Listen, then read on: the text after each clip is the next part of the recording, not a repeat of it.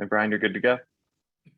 Well, good morning, and thank you for joining us for the final program in our Shared Values Summer Series. I'm Brian Anderson, President and CEO of Chamber RVA. And as an organization, we are thinking deeply about the Chamber's role and how the Richmond region's business community can advance economic inclusion, reduce economic disparities, in all of our communities of color.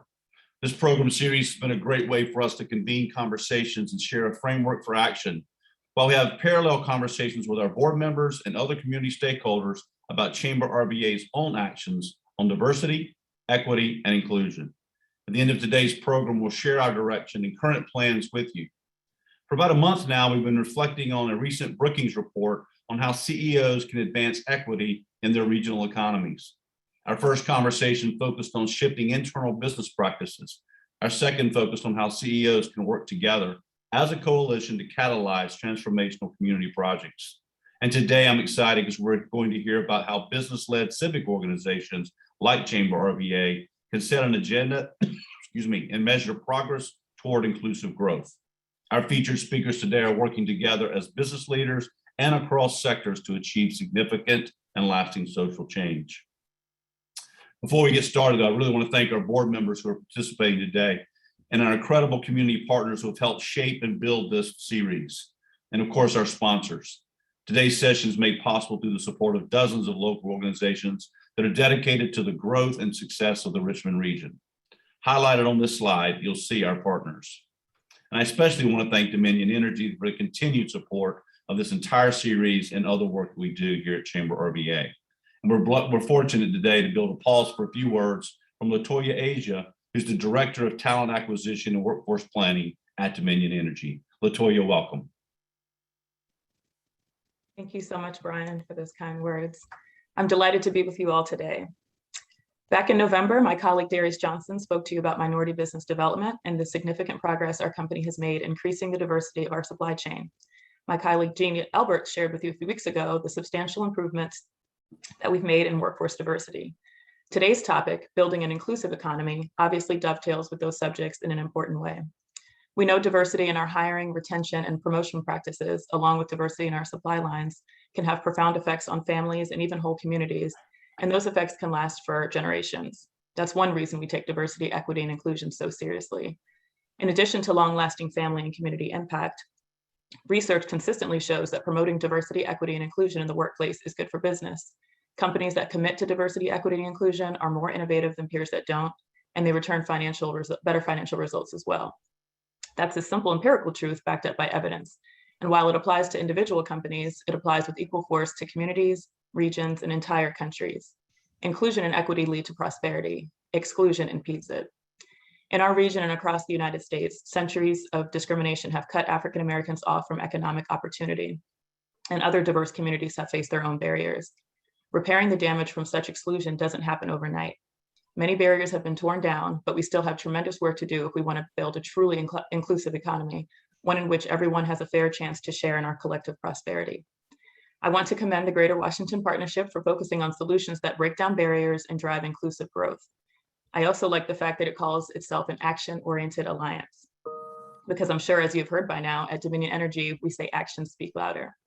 I'm very glad the Chamber is taking on this important subject, and I look forward to hearing more about the actions we can all take together to move everyone forward. Thank you. Thank you, Latoya, and we really appreciate you being here. More importantly, the leadership that you and your company provide, not only to internally as you focus on your own employees, but you also set an important example for the rest of us. We enjoy our partnership with you also. Thanks for being with us today. Thank you. Before I introduce our moderator, who's going to introduce our other guest speakers, I do want to welcome the Greater Washington Partnership as well. And you'll hear more from them later, but we really enjoy our partnership with such a phenomenal organization who's doing great work here. So a couple of housekeeping activities to make sure we can make the most of this time we have together. First, we're recording all of the series sessions, and we'll share these out on our Shared Values program page on our website at the conclusion of the event. We also have recordings from the first session of last summer that, again, if you have not participated or listened to those, they're well worth the time to do so. If you have a question today during today's program, now please submit it using the Q&A function or even the chat, but the Q&A makes it easier to manage, and we'd love to get those questions as efficiently as we can toward the end of the program. To get us started, I'm really excited to introduce our moderator for today's discussion. Victor Branch is not only a Chamber RVA board member, but as most of you know, the market president for Bank of America. And again, another phenomenal leader who does so much in our region. And Victor, we're just so appreciative of you being a part of this today. And I know it's going to be a great conversation. So welcome, Victor.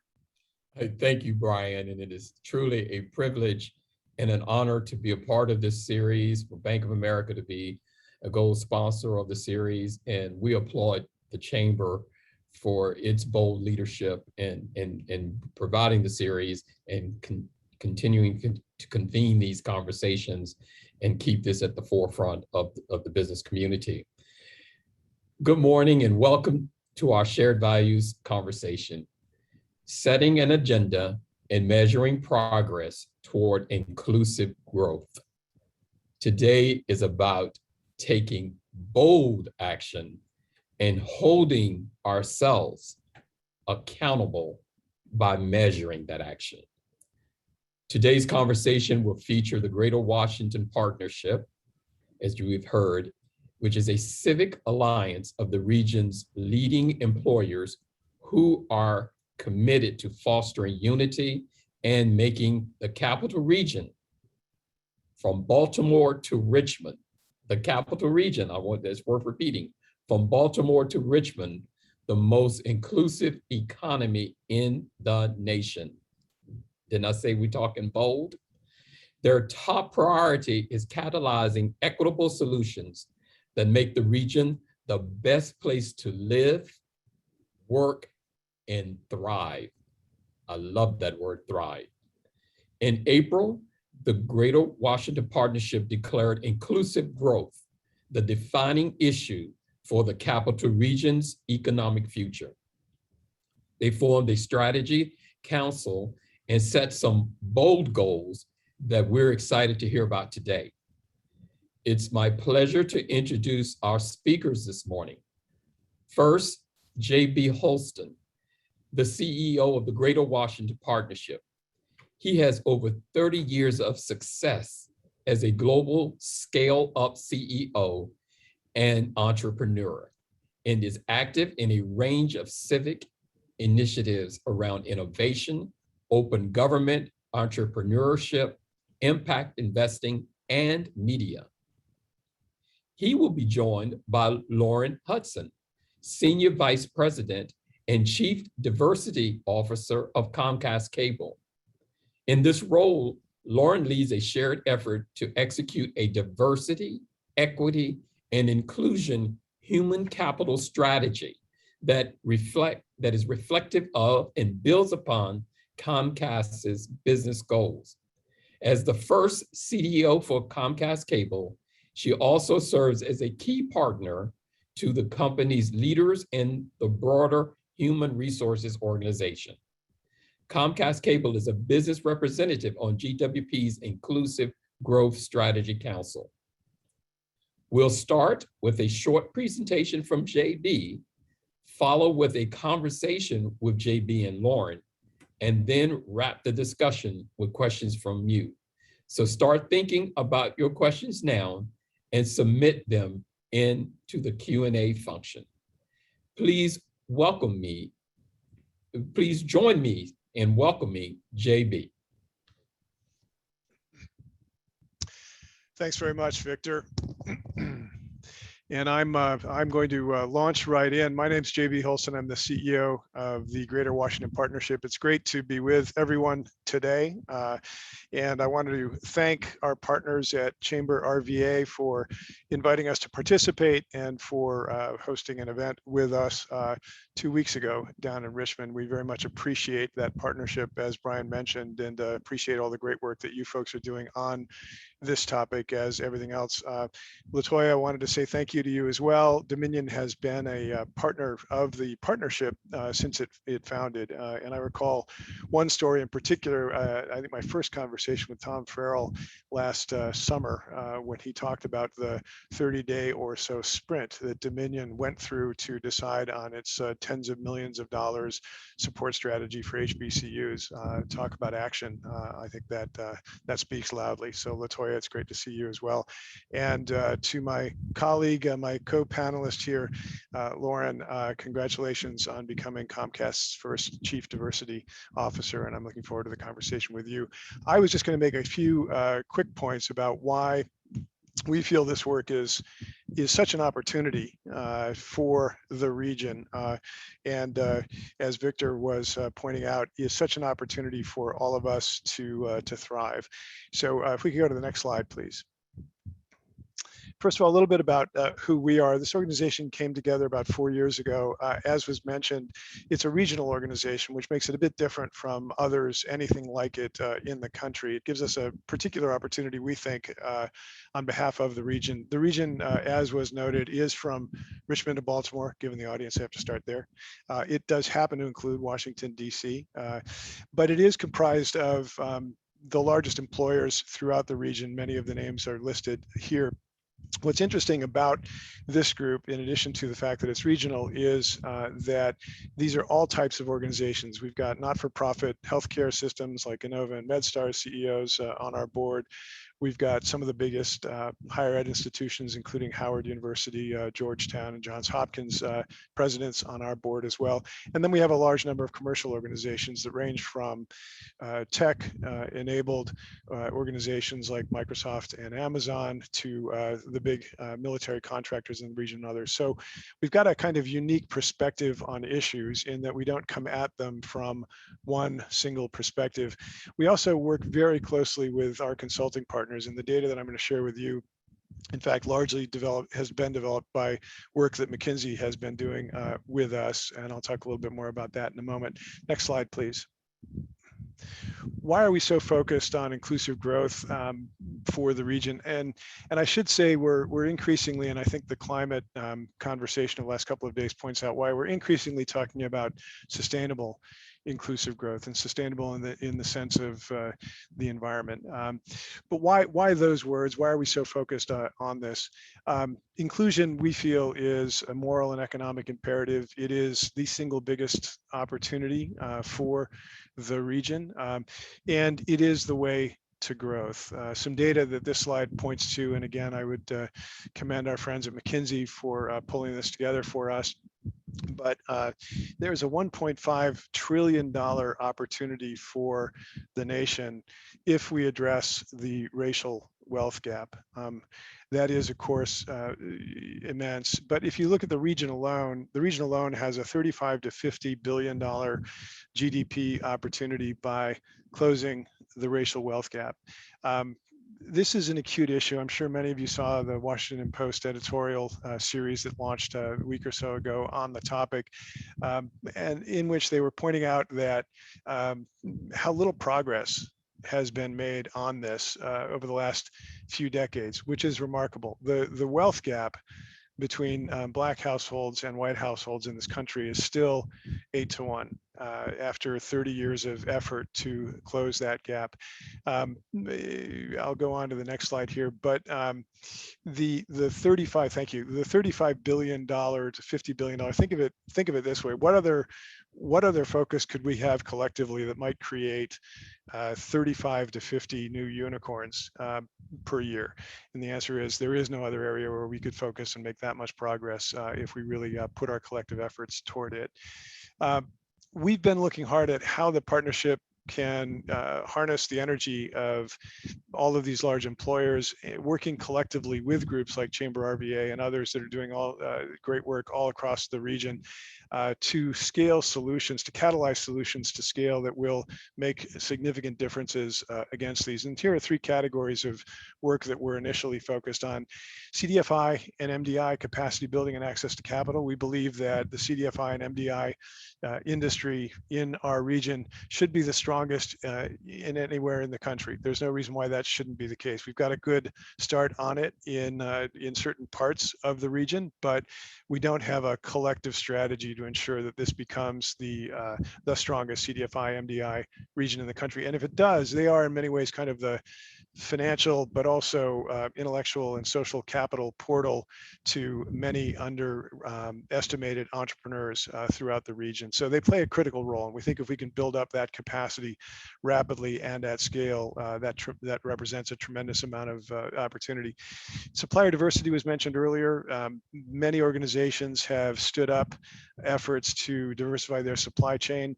We think there's a lot more that can get done. There are other parts of the country which have collectively made much bigger collective commitments toward diversity, quantitative commitments toward diversity. We're looking at what that might represent for our region as well. There are some great programs. They tend to be fairly scattered, and we're not necessarily doing a great job sharing best of breed programs across companies. We think there's a great opportunity there. And then diversity, equity, and inclusion, organizational approaches, and workforce support.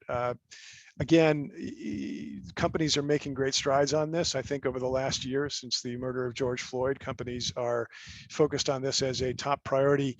I spent my last 5 years prior to this role as a dean in higher ed, dean of engineering and computer science. Higher ed, of course, has been addressing this for a long period of time, but it can come and go. You know, the wave toward focus on diversity and inclusion can wax and wane depending on what other issues strike us. And our view is this requires long-term commitment. So great that these efforts are underway. We have to be committed for the long haul, and we have to share across faster to ensure that we're all adopting those.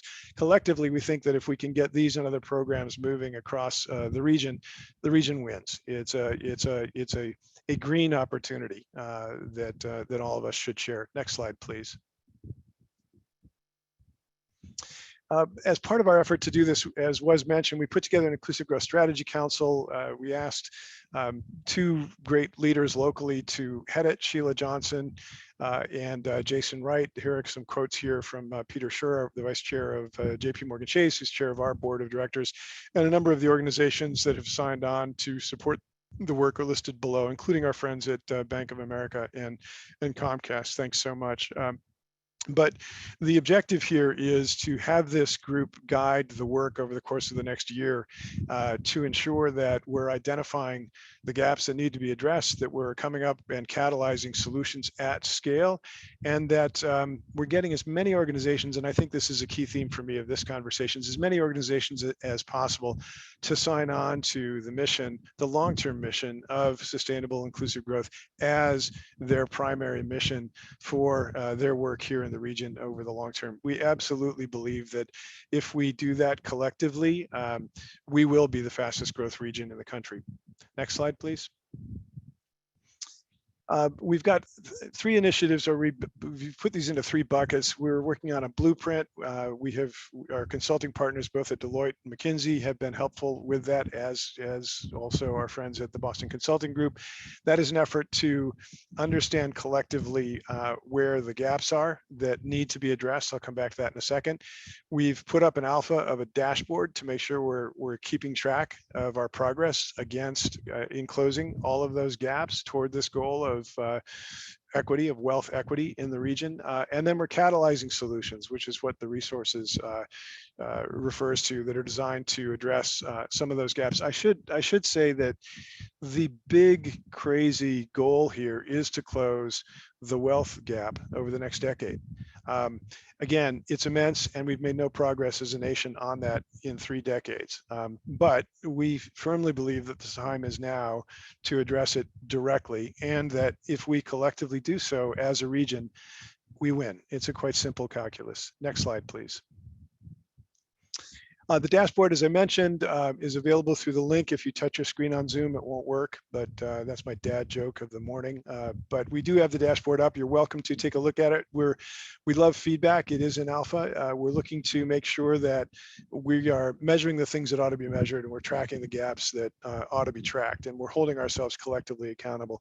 A lot of this work has been done in concert with our friends at the Federal Reserve. Tom Barkin, who many of you know, is on our board as well, and they've been tremendously helpful in helping us understand the right data sources to use to do this work. Next slide, please.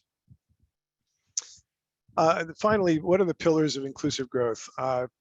Really what this slide does is say two things. One is that we can break this down into areas of activity where we can catalyze solutions that can make a difference at scale. We firmly believe this. This is all opportunity ahead of us. It's also broad gauge. This slide lists everything from high performing and accessible transportation and digital infrastructure to affordable housing to career pathways to diversity, equity, and inclusion within organizations. And it's long-term. This is a decade's worth of focused work, de minimis, that all of us need to be engaged in. Next slide, please. So that's it from me. I think we're going to now turn to the broader conversation. That's a little bit of a framework as to how we came to this as our focus. And again, I just wanted to end by thanking again all of our partners in this work, many of whom are on this call today. Victor, thank you. Oh, JB, thank you. You set this up very nicely, and I am excited about the conversation we're about to embark upon. And now we're going to bring Lauren into it as well. My excitement stems from the fact we're talking about action. We're talking about ideas put into action and not just sitting around thinking about ideas, but we're really talking about people who are working on the work and moving it forward. So I'm looking forward to having this conversation with you and Lauren. So let's talk about making the case. And you've set this up very nicely. And I'm going to ask you this question first, JB, and then I'll have a variation for Lauren. Calls for racial justice and the COVID-19 pandemic have changed what is considered normal across the country and the world. What makes this moment in time important for the Greater Washington Partnerships, specifically in the region it represents to advance inclusive growth? Tell us more about why you called it the defining issue for the Capital Region's economic future. And before you jump in, we've actually had a question back to your presentation that popped up in the chat about what does CDFI stand for in MDI? And I know we're all guilty of, thank you. of acronyms. So I shouldn't have done that.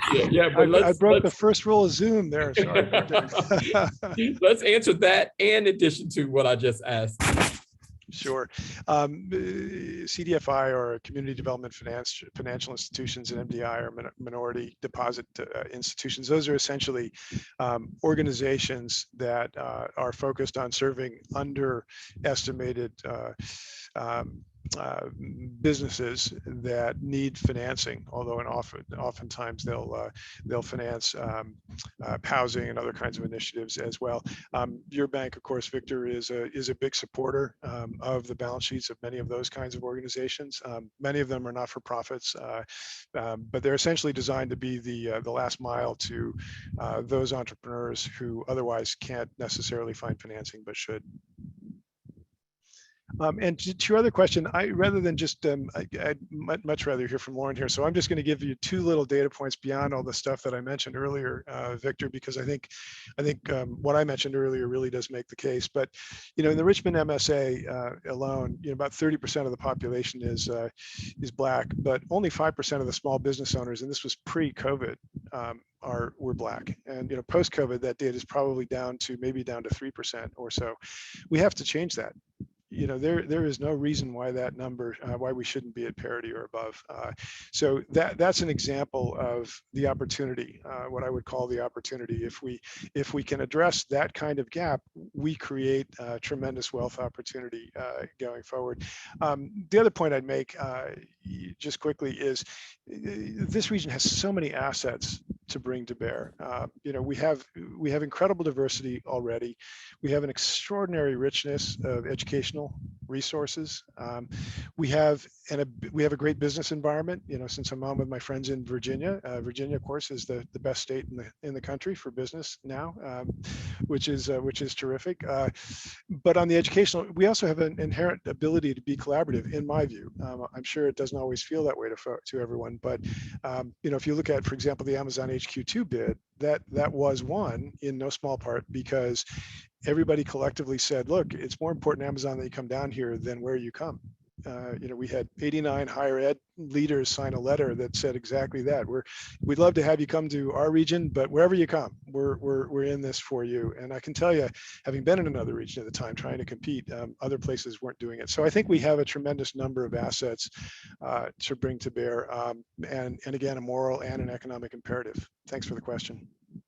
Great answer, and I'm glad you referenced the best state to do business in by CNBC and some of the other organizations that measure that. And it's not lost on me, and I hope not many of the audience, that one of the new metrics, JB, that they have included in how they are ranking these states is the DEI measurement, diversity, equity, and inclusion measurement. And Virginia, with both the private, but most notably the public side, have really started to move that needle. So it certainly underscores the urgency of now. It's a great point. And Lauren, from your perspective, what role does the private sector play in ensuring diversity, equity, and inclusion? And why is it important to Comcast and your business strategy in particular? So good morning. Thank you for hosting this morning, Victor, and I'm proud to share the screen with you, JB.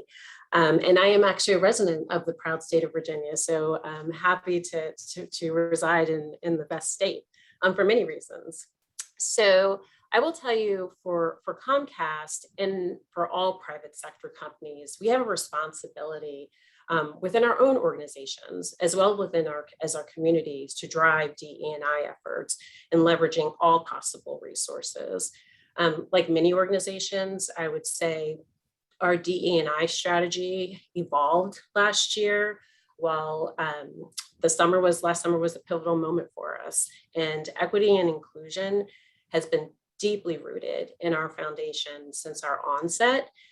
It remains a defining truth of everything we do, everything we think about, our products, our services, and our people. So to your point, there's great research in showing that diverse teams produce better results. Diverse teams produce better results. And the important thing that I think that we all must highlight is that when you have diverse teams, how do you connect their energy, their creativity back to the business strategy? That's a key part of my role. It's a key part of how we think at Comcast. So I'll give you an example. We recently launched what we call the Black Experience on Xfinity. This is a key destination for Black entertainment on our platform. It has movies, TV shows, news, and so much more. But this isn't just a DE&I initiative. This is a place that really helps our Xfinity suite of products. It is actually underrepresented by the Black community. Our products we aren't as deeply penetrated in Black communities. And so this was a way for us to bring our business to Black communities and to ensure that people knew us, that it was a reputation improvement, but also just awareness around our work and our commitment to our communities of color. So that's one. I would say another piece of the work has been around inclusive products and services. So if you're not a Comcast customer, we have a couple of awesome products, and which one is the Xfinity One remote. So I don't know about you, but when I travel and I go to change the channel and I have to do it manually, I'm like, have I become lazy, or is it I'm missing my remote? You can literally just speak into your remote, which is really helpful for our communities that potentially are sight impaired, or a variety of reasons that they may need to use our voice remote. The other really, really impactful product that we relaunched a few years ago was our Xfinity Eye Control. It's cutting edge technology, and it allows our customers to switch channels and search for programming literally using their eyes. So I would also, one more key piece, I think, when addressing just the diversity of our communities, is that we ensure that our customer service agents can speak to the communities where we live and serve. So many of our agents speak over 240 languages, including American Sign Language. So when you think about how we, as a private sector, can ensure DE&I is baked in not only into our business, but how do we serve our customers and our employees. There's many ways that we do this. That is such a great point. And I hear you saying D&I is not only the right thing to do, but it's a good business thing to do. It's good business. It makes so much business sense. And JB, talk to us a little bit about, a lot of us are leaning into this topic in this work. Share, if you can, any experiences you've had where you've had to really, if you've met resistance and not people who haven't had quite gotten there, or think that this work might be less for someone else, that the pie is not big enough for everybody. Have you run into that, or is everything just smooth sailing for the Greater Washington Partnership? Yeah, I appreciate that question, Victor. And yeah, I think if we don't all understand that we're all running into this every day, then we're just not being realistic about the history and the work ahead. For sure, the dialogue has changed, and I'll be the first to say that the partnership, when it talked about innovation a year ago, 15 months ago, it wasn't talking about inclusive innovation. It is now. So first, the environment changed. And if the environment hadn't changed, would all of these great employers necessarily be so centered around inclusion, equity, and diversity? I'm not convinced that's the case, but it has changed. And I think everyone now is trying to do the things that are correct. Having said that, we need more to sign on. I mean, there are a lot of organizations that aren't necessarily the largest organizations that are trying to figure out what they can do. They're talking about this, they hear it, they see it, they say, well, look, I barely have a chief human resources officer. How could I have a chief diversity officer? What do I do? How can I sign on? What are the things that I can get involved in? So I think there's a role for the larger organizations to help signal across to other organizations, and then help them adopt programs. And Kinsey, for example, which is one of our partners, has said that their Black executive program, they're willing to extend that. I'm now selling them down the river here. If they're on the line, then I'm going to hold them to it. But they've said, look, we'll extend that out to much smaller businesses that can't afford to pay what it would normally cost to take advantage of that. I think we need to see more of that sort of thing, so that more people can collectively get on board. I would also say this is really hard work. I was really struck last week in our event in Richmond when Jennifer Hunter from Altria, who has a chief diversity role at Altria, which is also a relatively new role there, was talking about just how hard the work is every day. I mean, however committed the organization may be to these as issues, the reality is we're dealing with centuries of history here. We're dealing with phenomenal implicit bias, and we're dealing with a general political environment where people feel increasingly like talking about it's a bad thing. We went through a year where it was talking about it's the thing we should be doing, and now all of a sudden it's a painful and difficult thing. So I appreciate the question, Victor, because I think there are just innate and inherent large obstacles we all have to address. Having said that, that's also partly why we talk about it in terms of opportunity to such a great degree, because I think to the degree that everyone understands that this is a competitive chance. It's a competitive chance for the region. If we all simply understand fundamentally what Lauren said, which is that this is a tremendous business opportunity, and get on with it faster, we win. As my friend Jason Wright said, doesn't matter what color you are, there's green. And so, but I very much do appreciate the question, because I think it is very easy for everyone to say, okay, great, check box, did that. Now we're on to sustainability because the climate report came out, right? Can't do that. Great points. And I just love the fact that, we all love green. That's the one thing that can motivate us. And then the other thing I think you really do so well with your work is you let the data lead you, and you show why it's so important. And the facts speak for themselves. So thank you for that. And so Lauren, continuing along that theme, in our first series, event with Amy Lou and Rodney Sampson, we learned about the importance of starting from within with corporate practices. Can you share more with us about Comcast's journey and the initiatives that you are most proud of as they align to with the GWP's pillars?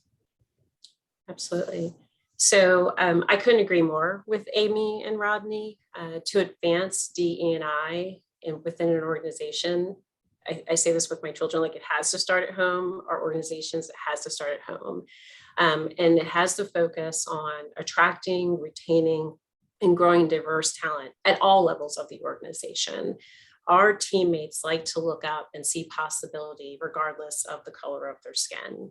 And so when you think about what Comcast has invested, we have many initiatives from early career recruiting efforts to diversity job boards to just maintaining a presence within our HBCUs and historically Spanish institutes. So we really want to make sure that we cross the gamut from a talent perspective and being an employer of choice. We're also thinking about how do we internally expand the opportunities too. So we're piloting gig opportunities, which are these short-term opportunities that really let you expand either your knowledge or your skill sets in a safe environment, but it's within a team, and it's a growth opportunity. It allows sponsorship and mentorship in many respects. And lastly, I would say we're trying to figure out how do we ensure that we're piloting new skill sets to ensure we're upskilling our organization. We know that our workforce is changing. In many respects, we're staying at pace and in some ways getting ahead of it. But we're constantly thinking, how do we ensure that our teammates are prepared for the work of the future and our communities too? So when so we have a diverse group of ways that we're doing this and just pathways that we're seeking out to ensure that whatever your goal is and professional goal is at Comcast, that we help you achieve it, whether it's engineering or leadership. We want to make sure that you have that opportunity and you know it's possible. I would also say that we've developed a significant amount of resources. I think JB said it earlier that there's some hesitancy in some of our conversations. And so we want to make sure that our leaders are comfortable. So we're doing a lot with our leaders from establishing a common language guide, which helps with a comfort, right? So understanding what questions should you be asking yourself to self-reflect? What words should you be using or not using? What phrases may be triggers? And so we're really trying to help our leaders become more comfortable with conversations when they're leading diverse teams, because that's a piece that can be a barrier in these conversations. And then I'll move to what we've been doing over the past year. We've leveraged our collective platforms, programs, and are just our focus on people to align around our business. So thinking about digital equity, media and awareness, small businesses, and just driving real lasting change. I'll share two initiatives that bring this work to life for me. One is our ERGs, which is our employee resource groups. I won't do the acronym, Zoom piece, ERGs, employee resource groups.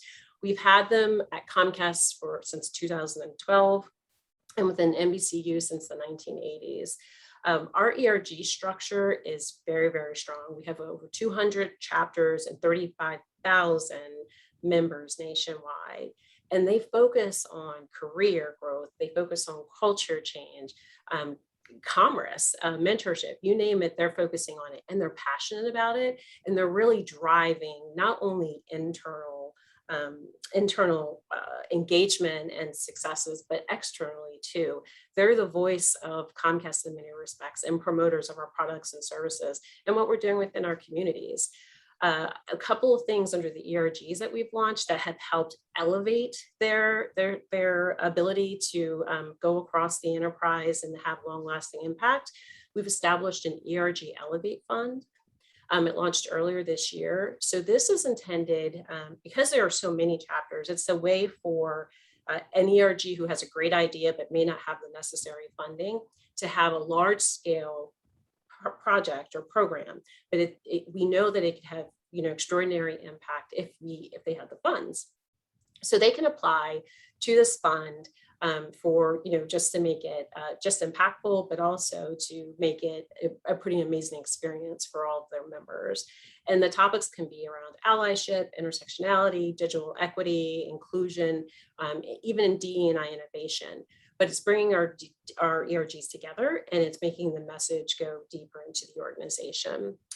The second piece I would share is our ERG mentorship program.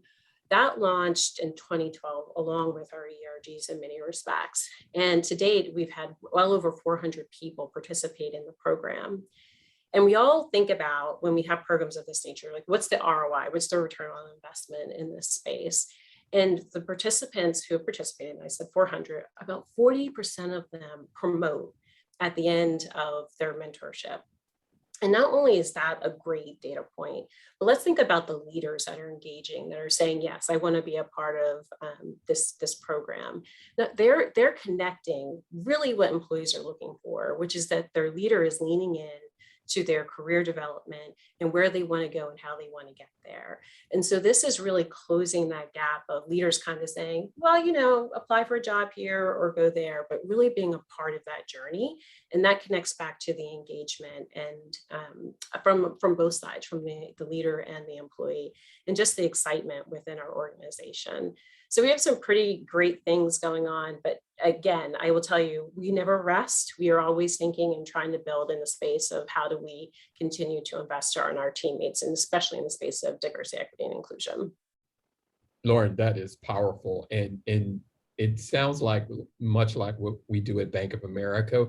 You might be the chief diversity officer, but you have a culture that this is permeating through, and everybody owns it. It's just not your responsibility. And at Comcast, everybody has an ownership in it, and it lifts all boats. That's an excellent example that so many of us can learn from. Thank you.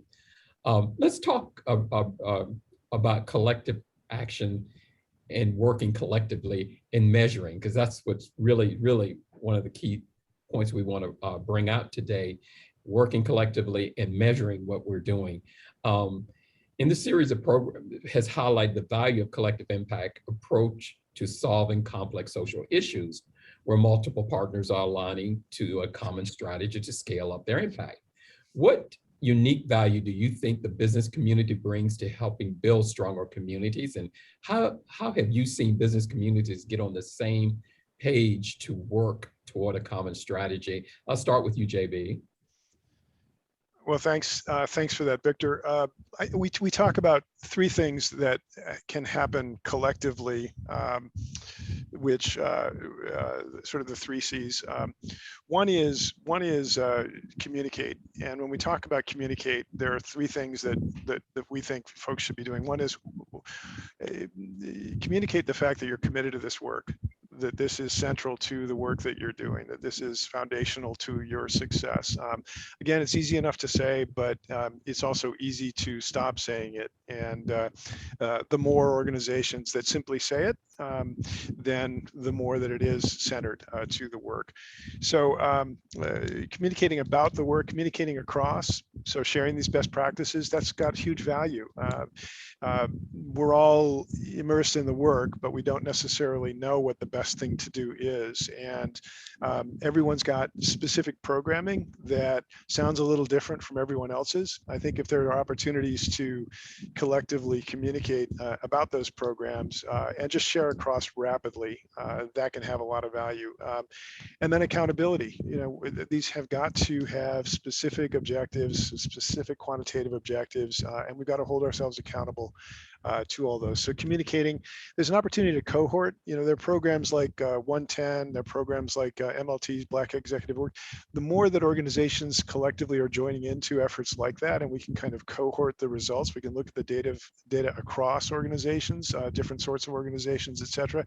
We think that there's a big opportunity if we can find ways to do that to move more quickly. And then the third, and this is one that I think is emerging, but I think is going to be really important, is collective commitments. If we collectively say, look, we're going to increase the proportion of Black-owned small businesses in the region from 5% to 10% in 2 years. And we're collectively going to commit to do the things that are required.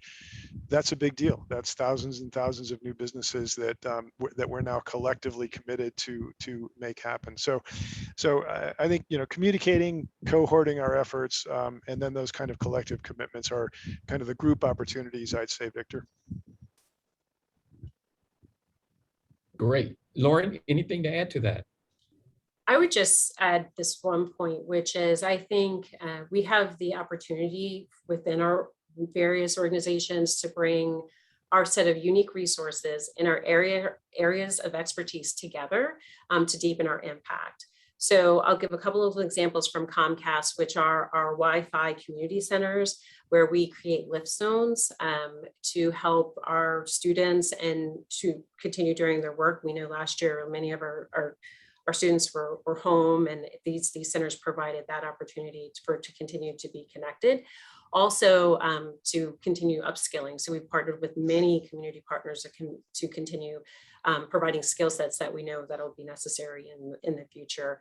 And I'm sure many of you have heard of our RISE program, where again, our unique resources within Comcast. Our Comcast business partners provide the technology piece, and then our Effective TV group provides the creative and marketing piece, and come together. We're helping our BIPOC businesses within our footprint really elevate their business plans. And so these are really key ways that when you think about your resources, your areas of expertise, how you can go out into the marketplace and really help from a DE&I perspective. For us, I would say even in the Capital Region, we provided our local police department access to our fleet management team. And they helped, bring many strategies that we've implemented here at Comcast to their own fleet and save money. Internet Essentials, which I'm sure many of you are familiar with, we partnered with local school districts and nonprofits and local governments to pay for internet service on behalf of many of our low-income residents.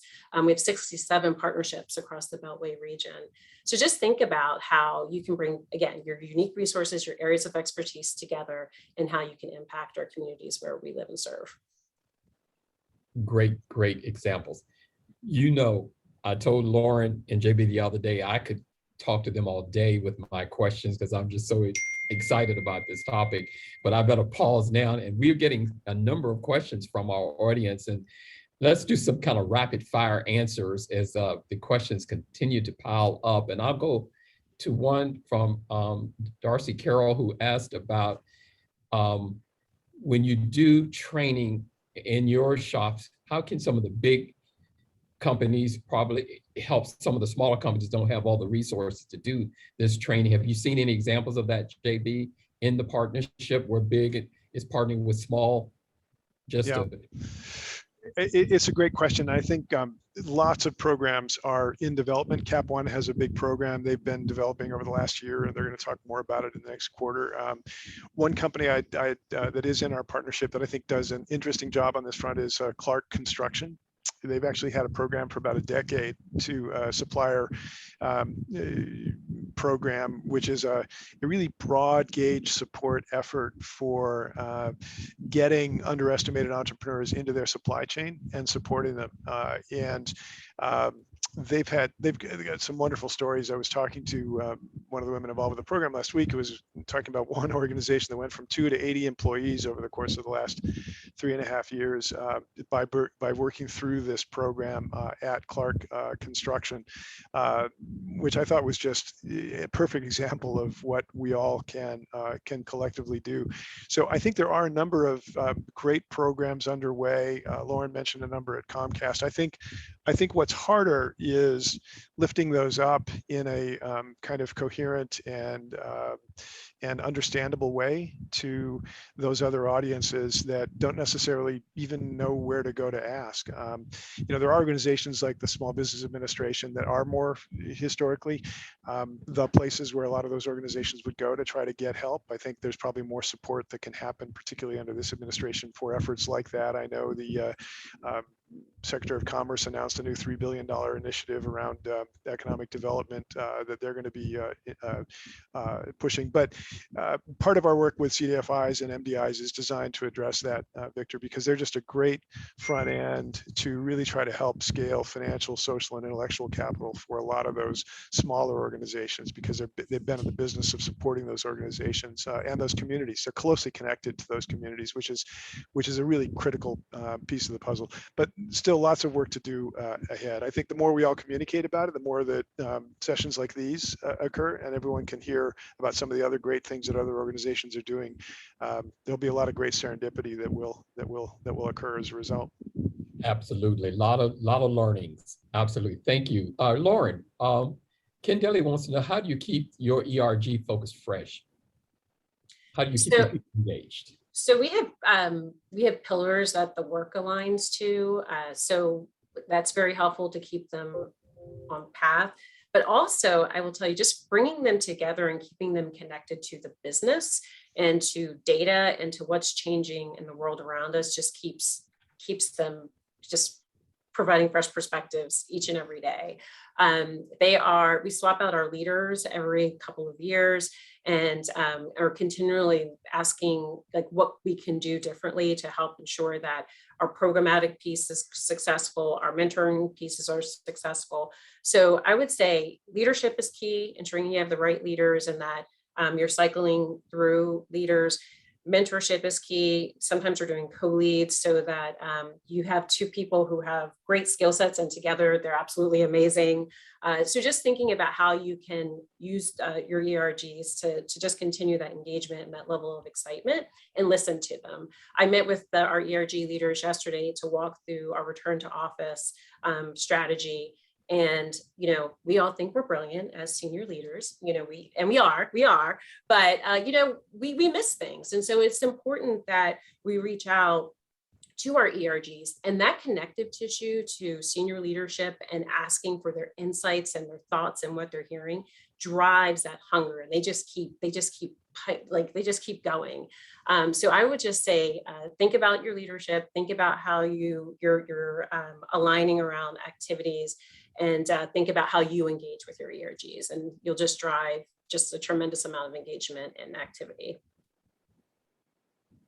You two have really sparked some great interest in this topic, and the chat room is filling up with great questions. And I knew there would never be enough time to cover this topic. So I'm hopeful that maybe the chamber can capture some of these questions, get them to you, and then those that we can't answer and don't have time to answer, get them to you so that you can get back to the folks who asked some really, really great questions. So what we'll do, JB and Lauren, I want to thank you for your gift of time today. Your intellect, your leadership is so apparent, but your gift of time and sharing it with us in this Richmond region is such a powerful gift to us that we really appreciate you for taking the time to share that with us. And JB, I know you're with your family in New England on vacation. So to come off of vacation to spend this time with us really underscores your commitment to this work. And we really appreciate you for it. This conversation will continue to move forward. Again, I want to thank the Chamber for being at the center of this great work and bringing the business community together to collectively think about how we do this. And again, it's not lost on me that here we are in the capital city in the country and what was the capital of the Confederacy, putting down a bold stake to say we are going to be the DE&I region of the country, to move away from what was our really, really bad past to being a leader and a model for others to follow. And we've got the right people around the table doing this work. So thank you so much. Now it's my pleasure to turn this over to Polly White, who is Chief Operating Officer of Gather, to wrap us up. Polly, thank you. Thank you, Victor. Good morning. I'm pleased to be here with you this morning. And as Brian teed up at the beginning of our session today, to share more about Chamber RVA's action steps. Yes, Victor, as you said, we need to focus on actions around the important issues we discussed this morning. In prior programs, we've shared that a special task force was formed last year to advise the Chamber on the private sector's role in closing race-based opportunity gaps in the Richmond region. Well, since then, we've created a new standing committee on our board, the Economic Inclusion Committee, which is chaired by Moses Foster. Moses and his committee will shepherd this work moving forward. We've also partnered with a local team of trusted DEI consultants to help guide our path. So what can you expect from us in the future? Well, first, continued educational programming, like our shared values events and our annual intercity visit, to help build business consciousness on equity and inclusion issues through conversation, vision, and collective action. Second, we're working on internal capacity building. We want to ensure Chamber RVA is prepared to engage in serious DEI leadership in the community, and that we bring a DEI lens to all aspects of our existing work. Third, we'll support Chamber members with space, with tools, training, and best practices to help the business community change mindset and practices, and ultimately outcomes. And finally, we're committed to building a strong Black and Brown business ecosystem. I personally have a heart for small businesses. And JB, I agree with you that we need to use small businesses as a vehicle for wealth creation. At the Chamber, we plan to convene, partner, and collaborate to help businesses of all sizes with capacity building, their barriers to success, and access to capital. Especially for small businesses, access to capital is critical. We still feel like we're at the beginning of this journey, and we're hopeful about what's to come as we build new partners and new approaches and fully support our membership along their DEI journey. So I'm so excited to be leading the board at this critical time in our community. And Brian, I'm going to turn it over to you now. Thank you, Polly. Those were a wonderful summary of the work we're doing. I appreciate your leadership, not just on the board, but in this very important work. You know, Victor, let me thank you and Bank of America, you and your organization, like Comcast, like Dominion, and so many others, VCU. You all are modeling and helping us lead the region forward. And again, your participation today was spot on, and we just love working with you anytime we can. Thank you for you and your team. Now, Lauren and JB, phenomenal. I mean, I don't know how to sum it up any better than just saying that one word, because we have had so many great conversations, and you all have added to that this morning, that collective conversation that will continue to motivate us, continue to uplift us, and help us make Richmond be, you know, one of the third leg of that Greater Washington Partnership goal of being the most inclusive region in the country. Let me thank all of our partners. You know, we've had a lot of organizations in the Greater Richmond region that we have reached out to and discussed these conversations with, so that we could bring the right amount of content, the right amount of empathy and humility to this. And so I want to thank you all that have helped us in designing these series. Our sponsors, again, mentioning Dominion as our lead sponsor, but Bank of America and Altria and so many others that have been a part of making, again, this journey not only possible, but really showing your commitment to this work. I must thank Kelly McCall on our team, who has been the architect, the convener in chief of these series. She has done a phenomenal job of not only designing, but spending hours listening so that we could bring the right topics to the larger group of leaders to make sure we're talking the right walk. I mean, talking the right talk. So let me just sum up a little bit of what Polly said and the way I look at it. And it's very simple. I'm not very complex. I'll make it simple for me. Our Chamber RVA next steps will be, or continued steps will be, to listen, as I think we've done very well over the last few months and needed to do. Then we will do our best to convene the right people to be at the table. And I say the right people, that's everybody at the table, but the right conversation amongst those leaders, so we're learning from everyone. Then we're going to model. We've got internal work to do, as every company does, in my opinion. We're going to model by listening more about how we design our best practices and how we can compose our teams and make our leadership be more inclusive. And then lastly, we will act. We'll act where we know that we have the authenticity to act. We'll act where we know we've got permission to act.